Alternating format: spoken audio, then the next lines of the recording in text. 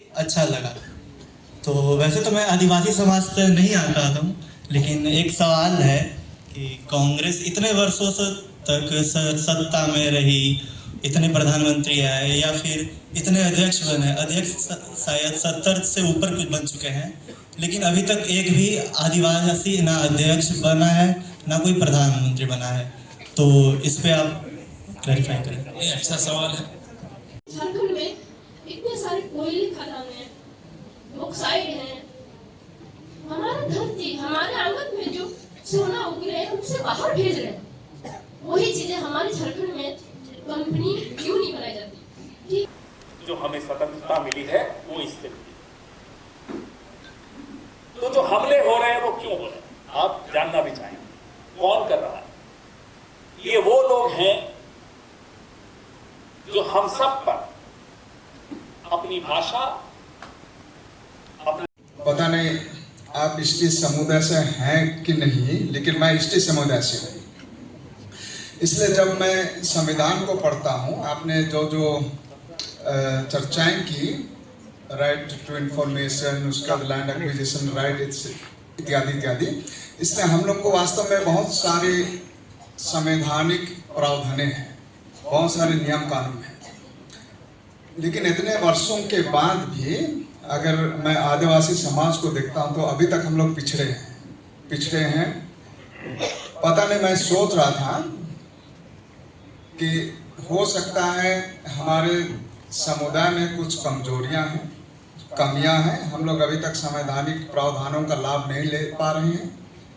वो एक चीज हो सकता है, या तो दूसरा चीज हो सकता है कि जो भी सरकारें आई, अभी वर्तमान सरकार है, पहले भी सरकारें थी, बहुत सारे ब्यूरोक्रेट्स हैं जो कि जिनका की दायित्व है जितना भी संवैधानिक प्रावधान हैं उनको इम्प्लीमेंट करने का, शायद उन लोग नहीं कर पा रहे हैं। मैं यही पूछना चाह रहा हूँ, आपके विचार से क्या लगता है कि इतने सारे संवैधानिक प्रावधान होते हुए भी, इतने सारे साल बीत जाने के बाद भी अभी भी आदिवासी मूलवासी समाज पिछड़ा हुआ है, इन संवैधानिक अधिकारों का प्रयोग नहीं कर पा रहे हैं? आपके अंदाज से क्या लगता है? पूछा कि ये हम सबके लिए एक चिंता का विषय होना चाहिए। संविधान में कोई कमी नहीं है, उसमें सब कुछ, सब प्रावधान है 5वीं और 6वीं अनुसूची, लेकिन फिर भी गति जो होनी चाहिए विकास का, वो कम क्यों है, खासतौर पे आदिवासी और मूल उससे मैं इसमें 2 कारण देखता हूं। एक, जिनके हाथ से ये लागू होना है, क्रियान्वयन होना है, शायद वो कहीं कमजोर पड़ते, शायद वो गति नहीं दे पाते। कुछ सरकारों में नियत में भी कमी होती है, कुछ में नियत ठीक होती है लेकिन प्रशासनिक अनुभव की कमी हो या प्रशासनिक एबिलिटीज की कमी हो, ये हो सकता है। दूसरा कारण मैं ये मानता हूं कि मूल निवासी आदिवासी समाज से जो बौद्धिक वर्ग है, मुझे लगता है उनको अपनी आवाज बहुत बुलंद करनी है। आप जैसे लोग हैं, कई ऐसे लोग हैं जो जितनी आवाज आप ऊंची करेंगे, बुलंद करेंगे शायद, और सरकारें डरती, हम सब सरकारों का हिस्सा रहे, हमारे मन में एक डर होता है कि कल जब आप हमसे मिलने आएंगे, हम आपसे वोट मांगने जाएंगे, हम आपकी आंखों में आंखें डाल के फिर वोट कैसे मांगे। उस डर का लाभ सबको उठाना चाहिए, इससे ज्यादा बोलना उचित नहीं है।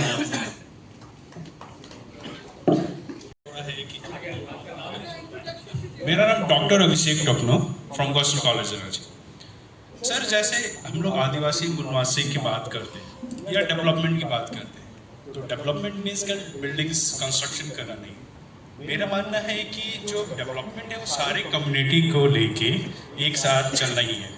फिर जैसे जितना भी डेवलपमेंट के नाम पे होता है, सारे आदिवासी मूल निवासी के जो लैंड्स उसके वहाँ डिस्प्लेस होके अलग हो जाता है। फॉर एग्जाम्पल, अभी माननीय सुप्रीम कोर्ट का एक डिक्लेरेशन आया है कि सारंडा वाइल्ड लाइफ सेंचुरी बनाने का। तो जो उस जंगल के अंदर जितनी भी ट्राइबल या जो मूल निवासी रहते हैं, वो तो फिर अभी डिस्प्लेसमेंट हो रहा है। तो ये कहाँ तक जायज है? आपका इसमें क्या राय है कि हमेशा जो डिस्प्लेसमेंट या जो विकास के नाम पे आदिवासी मूल निवासी को डिस्प्लेस किया जाता है, झारखंड केस में देखेंगे, अदर स्टेट में देखेंगे, तो हमारा माइनिंग या फिर अदर सेक्टर के लिए भी सारा डिस्प्लेसमेंट हमारा आदिवासी निवासी ही होता है। तो इस पर आपका क्या व्यू? बहुत सही सवाल आपने पूछा। मैं अपने वक्तव्य में भी यही बोला कि पिछले 75 साल में विकास जो हुआ अलग अलग सरकारों ने किया, उसका सबसे ज्यादा भार आदिवासियों के कंधे पर आया। सबसे ज्यादा योगदान उन्हीं का रहा। वो योगदान जबरदस्ती का योगदान तो नहीं हुआ, ये मैं बिल्कुल सहमत हूं। वो योगदान चर्चा के पश्चात उनकी सहमति के बाद होना चाहिए, क्योंकि आप हजारों साल से जिस जमीन पर रह रहे हैं, एक कलम के हस्ताक्षर से वो जमीन छीन ली जाए तो ये तो न्याय संगत नहीं है। और यही लड़ाई राहुल गांधी यूपीए 2 के वक्त जब भूमि अधिग्रहण कानून आ रहा था, तो सोनिया जी NAC नेशनल एडवाइजरी काउंसिल था, उसके समक्ष यही बात आई थी। इसीलिए उसमें ये क्लॉज डाला गया कि बिना सहमति के नहीं टच किया जा सकता 1 इंच जमीन भी। ये सबसे ज्यादा बड़ी ताकत अगर दी आदिवासी मूल निवासियों को, तो वो उस कानून ने दी। उस कानून को भी तोड़ने का साजिश हुई 2014 के बाद। खैर वो नहीं तोड़ पाए, लेकिन अभी भी कोशिश जारी है। अभी भी वो लोग किसी और रास्ते से कोशिश करके सफल भी हो जाते हैं।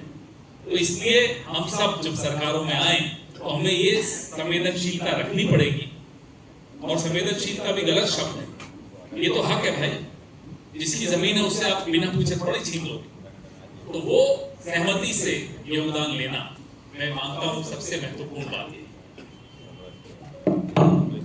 आपने कहा कि वे लोग they are ashamed of calling us Adivasi and Moolvasi. ये मानसिकता की लड़ाई है। ऊपर की लड़ाई तो होती रहती है, लेकिन मानसिकता की लड़ाई बहुत गहरी होती है। हम कुछ भी कर लें हमें छोटा ही समझेंगे, कुछ भी कर लें हमें नालायक समझेंगे। तो कांग्रेस की क्या मानसिकता है हमारे प्रति, और कांग्रेस की उनका क्या रोड मैप है, जो हमें लगे कि कॉन्स्टिट्यूशन ना केवल एक किताब है लेकिन एक धर्म ग्रंथ है। तो मेरा यही 2 सवाल है आप लोग की हमारे लोगों के प्रति, और क्या रोड मैप है और कैसे हम कॉन्स्टिट्यूशन को अपने गांव में, घर में हम इसको बना सकते हैं। Thank you. कांग्रेस की मानसिकता और विचारधारा इस किताब में, और कहीं कुछ नहीं ढूंढना पड़ेगा आपको। इसी किताब में इस देश का जो संघर्ष था, स्वतंत्रता का संघर्ष, स्वतंत्रता पाने के पहले का संघर्ष, आदिवासियों मूल निवासियों का संघर्ष,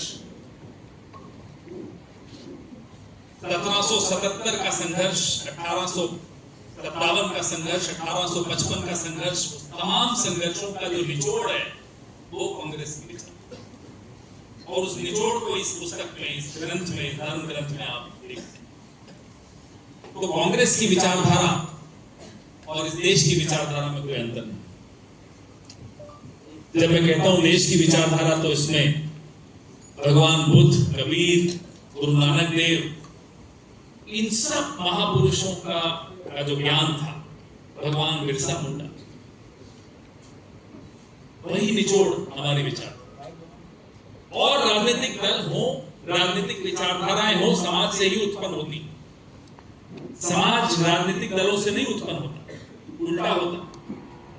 तो जब समाज से उत्पन्न कोई राजनीतिक दल है और अपने आप को राष्ट्रीय राजनीतिक दल मानता है और है, तो वो उसी समाज की विजडम को, उसी समाज के ज्ञान को ही अपने भीतर लेकर फिर काम करने निकलता है।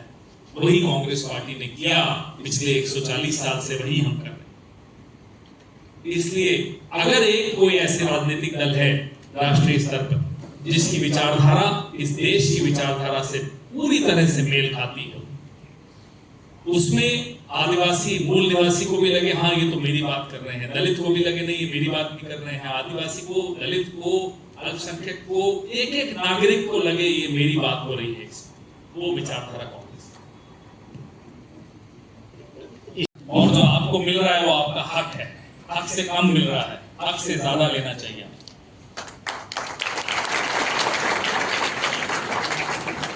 लिस्ट में नाम काटा जा रहा है और एक ही घर का मतलब एड्रेस एक ही और 70-60 आदमी एक ही घर से जुड़ा हुआ है।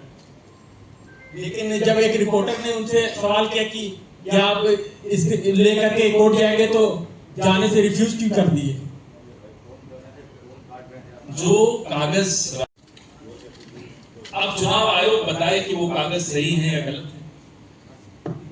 हम जनता की अदालत में खड़े हैं, जनता के सबसे महत्वपूर्ण हक यानी कि उनका वोट, उसकी लड़ाई लड़ रहे हैं। बोल लीजिए हमें कोर्ट, हम मना थोड़ी कर रहे। पिछले 2 महीने से हम इंतजार कर रहे हैं कि चुनाव आयोग हमें कोर्ट ले जाए, अभी तक तो नहीं ले गया। जवाब देते नहीं है, धमकाते हैं। जो सबूत है वो आपके सामने। कई रिपोर्टर गए उस पते पर, शिरडी नाम की एक जगह है महाराष्ट्र में, एक पते पे 7,000 वोट। कर्नाटका का उदाहरण महादेवपुरा का राहुल जी ने आपके सामने रखा। बियर बार पे 70 वोट, वहां कोई नहीं था। एक घर में 80 वोट, एक कमरे का घर, कोई नहीं था। वो वोट 80 है उस कमरे के एड्रेस पे, वो तो चुनाव आयोग के ही आंकड़ों से मालूम पड़ा, उन्हीं के कागजों से मालूम पड़ा, तो कोर्ट क्या जाना। अब तो चुनाव आयोग कटघरे में खड़ा है, उसको जवाब देना चाहिए। अच्छा लगा। तो वैसे तो मैं आदिवासी समाज से नहीं आता हूँ, लेकिन एक सवाल है कि कांग्रेस इतने वर्षों से तक सत्ता में रही, इतने प्रधानमंत्री आए या फिर इतने अध्यक्ष बने, अध्यक्ष शायद 70 से ऊपर कुछ बन चुके हैं, लेकिन अभी तक एक भी आदिवासी ना अध्यक्ष बना है ना कोई प्रधानमंत्री बना है। तो इस पे आप क्लैरिफाई करें। ये अच्छा सवाल है। आदिवासी आउटरीच प्रोग्राम है, उसमें भी कांग्रेस का काफी योगदान रहा उसको स्टैब्लिश करने में। तो मैं ना ही, क्योंकि ये ब्लेम बहुत हिस्टोरिकल ब्लेम और कंटेम्पररी ब्लेम भी बहुत हद तक कांग्रेस को जाता है, तो मैं चाहूंगा कि आप इसमें थोड़ा सा रोशनी डालें। और मैं ये भी चाहूंगा कि आप रेटोरिकल आंसर ना दें। मैं रेटोरिकल तो आंसर देता नहीं हूँ। कृपया व्हाट्सएप त्याग दीजिए। कांग्रेस पार्टी ने बाबा साहब अम्बेडकर को कमजोर किया, मैं ये नहीं मानता। ये रोज मैं डिबेट पे सुनता हूँ, रोज इसका जवाब देता हूँ, छोड़ दीजिए इस बात। रही बात वनवासी कल्याण, इस नाम से ही आपत्ति होनी चाहिए आपको, वनवासी कैसे। और कांग्रेस पार्टी जब इस देश में सत्ता में आई स्वतंत्रता के बाद, तो किन संघर्षों का सामना करना पड़ा राष्ट्र निर्माण के रास्ते पर। कैसे बड़े बड़े जमींदारों ने अपनी एक, राजा रजवाड़ों ने अपनी एक पार्टी बनाई, कैसे साजिशें रची, वो सब इतिहास मुझे भरोसा है आपने जरूर पढ़ा होगा, नहीं तो जरूर पढ़िए। उसके बावजूद अगर आदिवासियों की रक्षा के लिए कोई राजनीतिक दल सामने आकर खड़ा रहा, लड़ता रहा, तो वो कांग्रेस पार्टी है। इसमें मुझे कोई गुरेज नहीं है बोलते। लेकिन जिन आश्रमों की आपने बात कही, उन आश्रमों की आड़ में वो क्या करते हैं। मैं बस्तर के गीदम में मुझे काम करने का मौका मिला 1996 में। काफी वक्त में वहां रहा, काम करके देखा, और इन तथाकथित आश्रमों को भी मैंने करीबी से जाकर देखा। तो वहां कैसे अपनी संस्कृति थोपी जा रही थी मूल निवासियों पर, मैंने वो देखा। और कांग्रेस पार्टी का कोई योगदान नहीं इस तथाकथित आश्रमों को पढ़ाने में कतई नहीं रहा, ये मैं आपको दावे के साथ कह सकता हूं। और सरकार आने दीजिए केंद्र में, आपको बहुत कुछ समझ में आ जाएगा कि क्या क्या जो हमें करना चाहिए वो हम करें। अब इससे ज्यादा नहीं बोलूंगा, जब बनेगी सरकार फिर बात करें। देने का काम सिर्फ कांग्रेस पार्टी का नहीं है, आपका एज अ वोटर आपका काम है कि चोर को सजा दें। अब जब चोरी हो जाती है और चोरी पकड़ी जाती है और चोर गिरफ्तार हो जाता है, सजा भी होती है। वोट चोर गद्दी छोड़ी नारा इसीलिए दिया, उसमें हमें आपके सहयोग की आवश्यकता है। कोई पार्टी अकेले काम नहीं करती, वो समाज का हिस्सा होती, समाज को साथ लेकर काम करती है। आजादी का आंदोलन सिर्फ कांग्रेस पार्टी के 10 नेता नहीं लड़ रहे थे, पूरा समाज साथ में आया।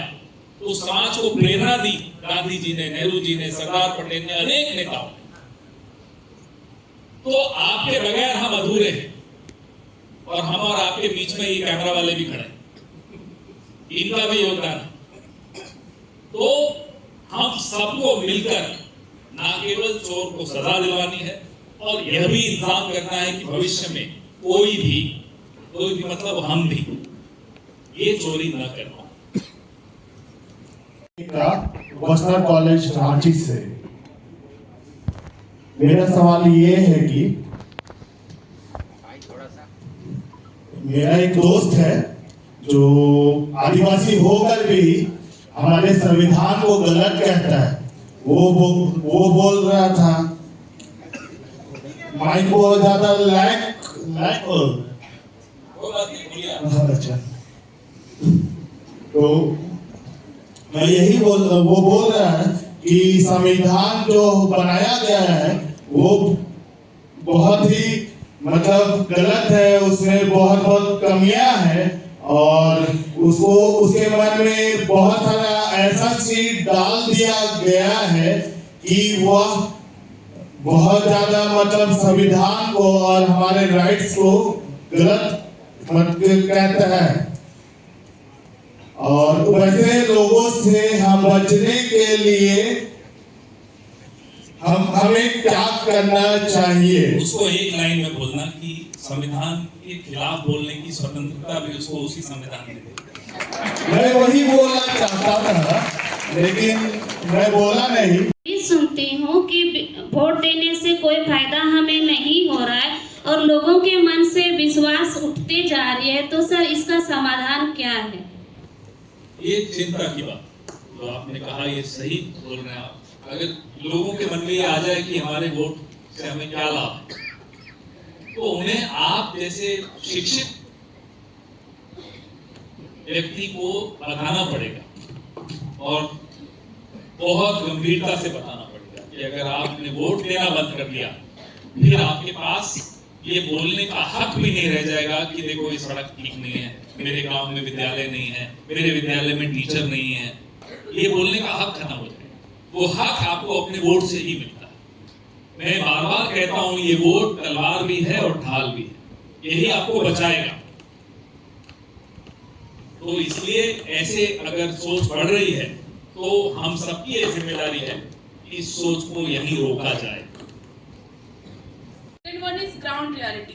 Sir, I think हम लोग privileged है जो यहाँ बैठे हैं. We know constitution क्या है, हमारे rights क्या है, laws क्या है. But ground realities देखें. People are denied basic education. उनको अपने laws के बारे में आइडिया नहीं है, उनका क्या हक है संविधान में उसके बारे में जानकारी नहीं है. जैसा आपने कहा, शिक्षा बहुत जरूरी है आगे बढ़ने के लिए.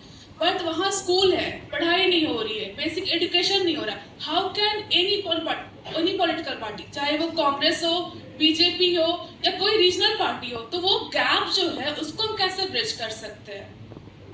Very good. का ज्ञान कैसे मिल सकता है? दो तरीकों से मिल सकता है, या तो शिक्षा के माध्यम से, और अगर किसी कारण से शिक्षा के माध्यम से नहीं मिल पा रहा, उन कारणों पर भी हम चर्चा कर सकते हैं, करेंगे। तो जो आसपास के लोग हैं, जो जिनको आपने प्रिविलेज कहा, वो हम सब हैं। क्योंकि मैंने अपनी जिंदगी का करियर अपना एनजीओ के माध्यम से शुरू किया, तो मैं ये मानता हूं कि हमारी जिम्मेदारी एक जागरूक नागरिक की हैसियत से बढ़ जाती है कि हम इतने लोगों को उनके ज्ञान के बारे में, उनकी अधिकारों के बारे में शिक्षित कर सकते हैं। ये हमारी जिम्मेदारी। रही बात जो गैप्स हैं, आई एग्री विथ यू, उस सब में भी हमारी जिम्मेदारी एज सिटीजंस बहुत ज्यादा होती है। As pressure groups, I treat citizens as pressure groups. Army pressure groups, क्या हम प्रेशर डाल पा रहे हैं अपने विधायक पर या अपने सांसद पर या अपने कॉर्पोरेटर पर या अपने सरपंच पर?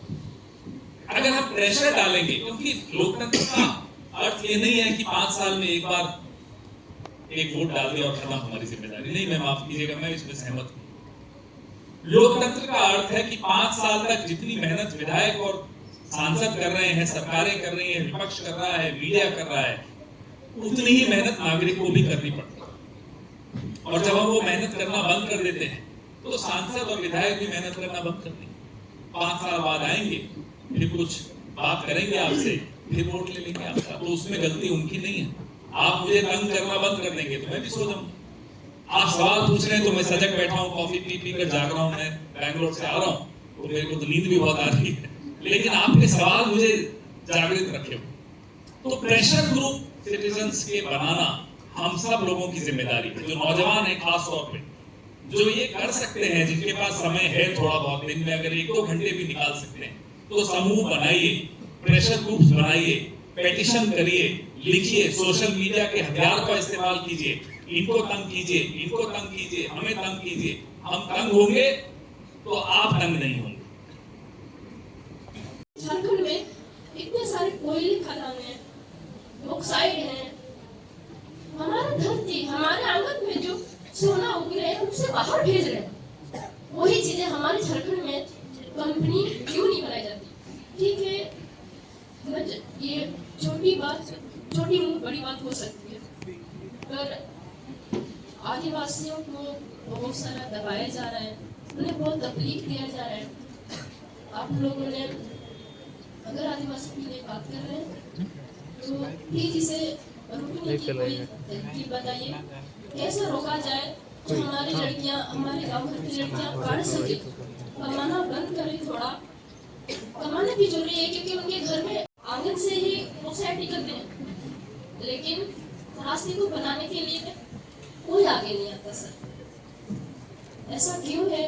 किस लिए हमारी झारखंड ऐसा खनिजों से भरपूर है, भरा पड़ा है हमारा झारखंड, लेकिन हम आदिवासी इतने गरीब क्यों? मैं नहीं जानती। ये देश सरकार कैसे चलाती है, लेकिन झारखंड सरकार ध्यान नहीं देती हमारी तरफ। हम आदिवासियों को सिर्फ वो रॉयल्टी होती है उनके अंदर, इसलिए वो शायद थोड़ा बहुत पैसे लेकर या फिर वो वोट डलवा देते हैं, और जो जैसे कहेंगे हमारे बाबा पढ़े लिखे तो नहीं होते, वो वोट डाल देते हैं कि हमें वो ऐसा लाभ देंगे, वैसा लाभ देंगे, लेकिन वो मिलता नहीं है। क्यों नहीं मिलता मैं नहीं जानती, लेकिन मैं जहाँ कदम रखती हूँ, मेरे माँ बाप, दादा दादी जैसे दूसरे अदर गांव के लोग खेत में काम कर रहे होते हैं, या बहुत परेशान होते हैं, या फिर मजदूर की तरह काम करते हैं, तो उनसे देखा नहीं जाता। सवाल को आप संक्षेप करेंगे, आप सवाल पूछेंगे। सवाल सरकारों को बात नहीं, लेकिन जो आप कह रही हैं उसमें कई दशकों से ये डिबेट चली, या कारखाने आदिवासी इलाकों में लाए जाएं, उनकी जल जंगल जमीन उनसे पूछे बगैर छीना जाए, उनकी सहमति से अगर वहाँ कुछ स्थापित होता है तो नियम कानून हमारी सरकारों ने बनाए हैं कि लोकल लोगों को सबसे ज्यादा रोजगार उसमें मिले। जी सर, वो नियम हैं, लेकिन अगर खदान का काम बाहर के लोगों को दे दिया गया और स्थानीय नागरिकों को कोई नौकरी उसमें नहीं मिल रही, तो ये चिंता का विषय है। मैं मानता हूँ कि जब अपना गांव और अपना घर और अपना शहर, अपनी गलियां छोड़कर दूर जाना पड़ता है एक नए देश में, नए शहर में, नए राज्य में नौकरी करने, तो आंखों में आंसू होते हैं। मैं मानता हूँ हम सब अपने अपने घरों से दूर आकर ही अपनी जिंदगी शुरू, लेकिन क्या वो स्वेच्छा से गए या मजबूरी से गए, ये सबसे बड़ा प्रश्न। वो स्वेच्छा से जाएं, हम सबकी जिम्मेदारी ये होनी चाहिए, मजबूरी से न जाएं, ये जिम्मेदारी सरकारों की होनी चाहिए। मैं मानता हूँ क्या आप बिना उनसे पूछे, बिना उनकी सहमति के उनकी जमीन छीन लेंगे क्योंकि आपको उस जमीन के नीचे का कोयला चाहिए? तो वो तो गलत है। इसीलिए वो लड़ाई लड़ी गई कि नहीं साहब, भूमि अधिग्रहण